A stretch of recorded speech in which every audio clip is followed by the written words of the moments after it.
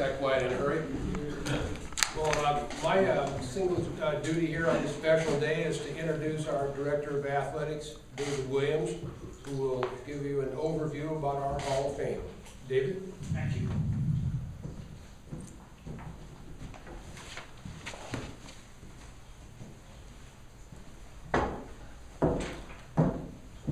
Thank you all for being here.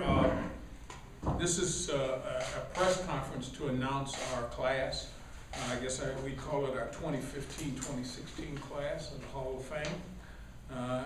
We see that there's some members who are here who are already in the Hall of Fame.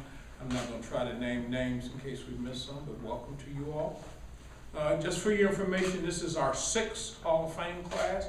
If you remember back in 2008, we decided we wanted to do something to foster the tradition and the excellence that we've had with our student athletes and others who contributed to athletics here. So that's when we started the Hall of Fame. We now have 56 members in it. For about 4 years, we did it every year, and then we decided a couple years ago that we would do it every other year. So that's the reason why you didn't see anything last year. In order to get in, let me just talk about that. In order to get in, there's a management team that has to look through this. And nominations can come from anywhere, and we actually go out and solicit nominations.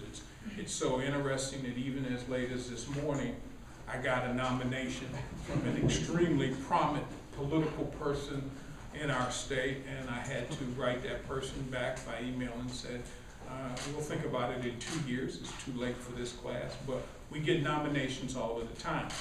And then there's always a person who's selected on the management team to sort of be the traffic cop, if you like, for that year. And that person's responsibility is for bringing all of the information for everyone nominated to that management team, which meets pretty much every Monday. And then there's a discussion that goes on and on and on and on about each person. And you have to get an unanimous vote. Everybody in the room has to agree on it. And that becomes very, very difficult. And so when you look at the people that are selected, you kind of have to realize the vetting that has to go through. And names are sent back for more information. There's all sorts of things that come in that have to be looked at. And it is a real process that at the end of the day, or the end of the days, because generally that process may take anywhere from 8 to 9 Mondays in order to get to that point. And so we then believe that we always have a class that has real star power.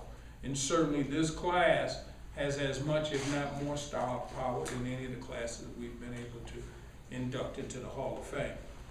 We're going to have our dinner on January 22nd this year. In the past, we've had it in the fall, just before our first football game. But we had some members in this class that we realized that would be a hardship for them to attend.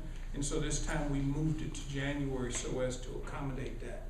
So not much more for me to say other than I'm real proud. I get one of the real nice things to do is everybody else does all the work, and then we decide on the list, and I'm the one that gets to call all of these people and congratulate them on it. So that's really an honor for me, and it's so very interesting because everybody I call seems to be so very honored that we selected them, and I'm always having to tell them, no, we're the ones that's honored. It's the contributions that you all have given to our university and our athletic department that gives us this opportunity to honor you. So without further ado, I'm going to turn it over to the voice of the Commodore, Joe Fisher, who will introduce our class. Joe? Thank you, David. It's a great honor for me to be here to announce our class, obviously not only to you, but we have folks who are watching through our website around the country and around the world, so we'll be able to announce right now our 2015-2016 class for the Vanderbilt Athletics Hall of Fame. And first I'll give you the list alphabetically, and then I'll tell you a little bit about each one that has been inducted. Here is the class for this year. Marina Alex, women's golf, 2009 through 2012. Kathy Bender, women's basketball, 1978 to 1982. Jay Cutler, football quarterback, 2002 through 2005. Jeff Fosnes, men's basketball, 1972 through 1976. Charlie Horton, football, 1953 through 1955. David Price, baseball, 2005 through 2007. Larry Schmitto, baseball coach, 1968 through 1978. Aliki Subanos, women's tennis, 2000 through 2004. And Stella Vaughn, Vanderbilt administrator, going back all the way to the late 1800s and early 1900s. That is the class of 9. Marina Alex in women's golf, a couple of notes out of New Jersey, made the SEC Academic Honor Roll 4 straight years, was a 2-time SEC Golfer of the Year, only the second player in the conference's history to win that award twice. She won the SEC Individual Championship in 2010 and is a member of the LPGA Tour. Kathy Bender, who is here, first African-American woman to receive a full Vanderbilt Athletic Scholarship, the second female to receive a full athletic scholarship at Vanderbilt. And she went on to set team records for assists in a season with 262, as well as in a single game with 14 against Tennessee. She helped the team make the postseason.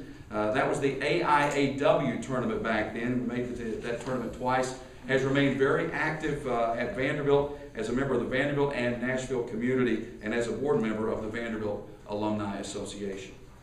Well, Jay Cutler, the only 3-time captain in program history, first team All-Conference in 2005, was the SEC Offensive Player of the Year in 2005, set records with touchdown passes with 59, career yards with 8,697, and did last night what we became accustomed to seeing here, rally a team in the fourth quarter to win. He did it for Chicago last night. If you remember that senior year, did it 4 times in his senior year. The last time, of course, the streak-ending win at Tennessee. You remember the last pass he threw as a Commodore was the touchdown to Earl Bennett to beat Tennessee in Knoxville.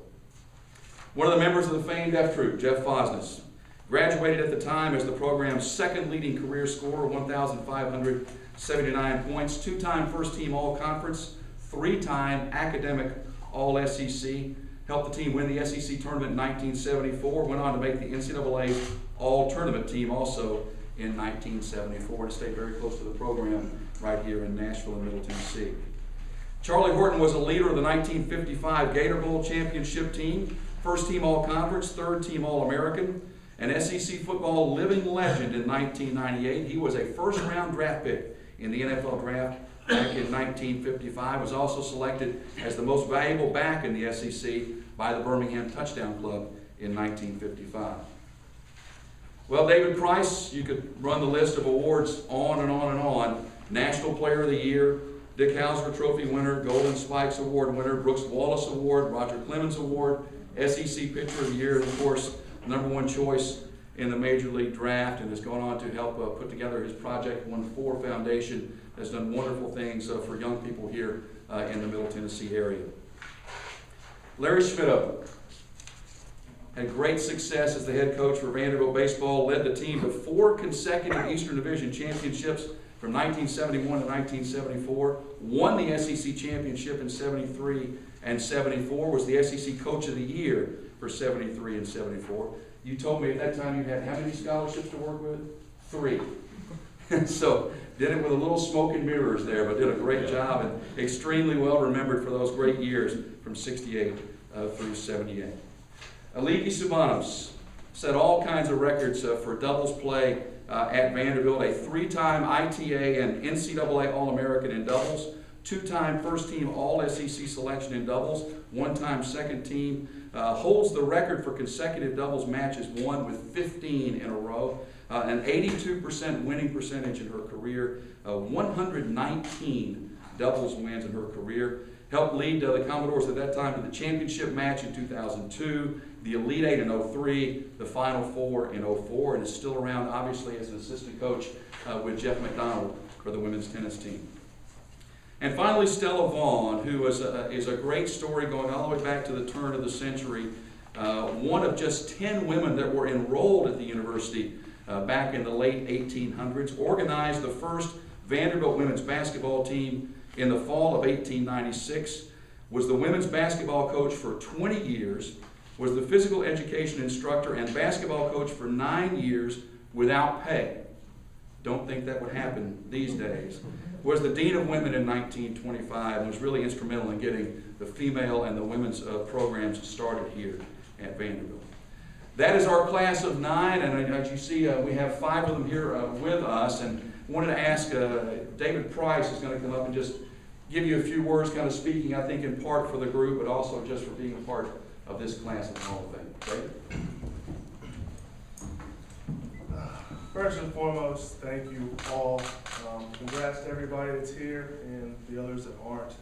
It's an extreme honor to be a part of this class. You know, coming from a school like Vanderbilt, that's just the looks on people's faces when they ask me if they don't already know, if I don't have, Vanderbilt anything on at the field or wherever I am. They ask me where I went to college, and I tell them Vanderbilt. Just the look on their face when they light up, they're like, really? I'm like, yeah, that's where I went to school. And I say it proudly.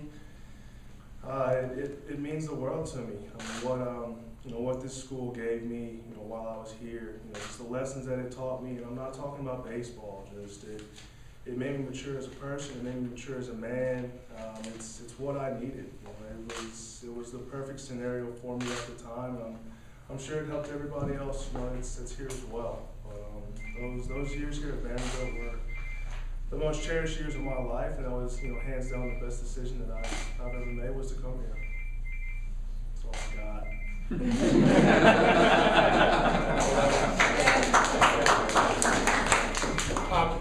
For expediency's sake, do you have questions for David? Would it be better to run them here at the podium? If so, we can leave David up here for a few minutes. Okay. David, a lot of athletes don't have that connection to their university after they leave. Why did you, and when did you know that you would still be connected years after you were done with school?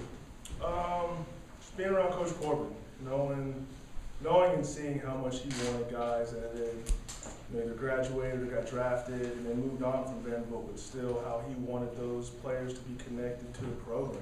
And I mean, it's easier for me because I'm from Middle Tennessee, being from Murfreesboro, so this is home. I mean, I absolutely love Nashville.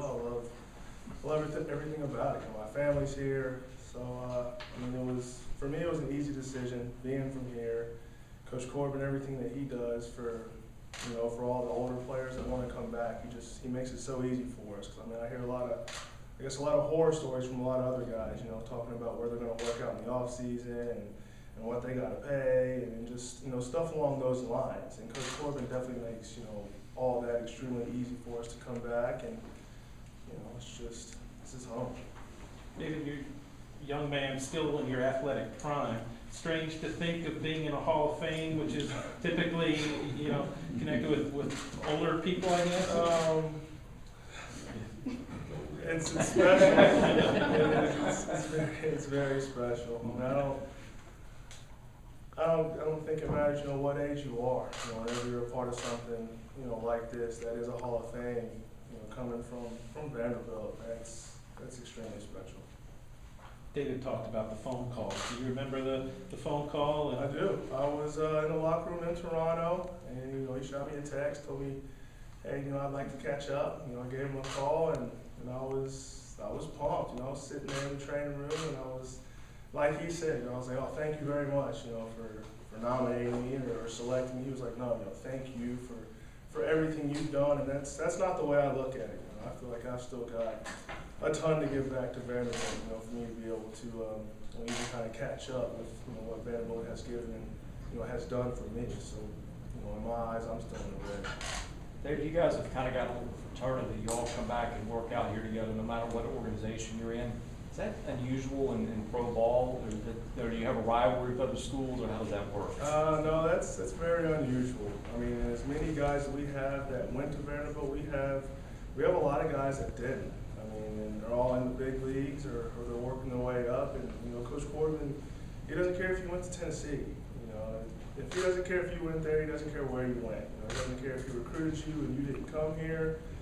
At the end of the day, if you want to come and work out at Vanderbilt, he has open arms for you. And I tell all the guys that are my teammates or for guys that, I talk to throughout the years, a lot of people want to move to Nashville. I mean, I have a lot of buddies, a lot of teammates over, the past 2 or 3 years that, the last couple months, they're seriously thinking about moving to Nashville. I told them, I already have a place for you to work out, to play catch, to hit, to throw.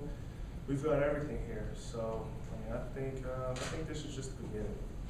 David, how special is this award to you versus, like, let's say, winning the Cy Young or being picked #1 going into your alma mater's Hall of Fame?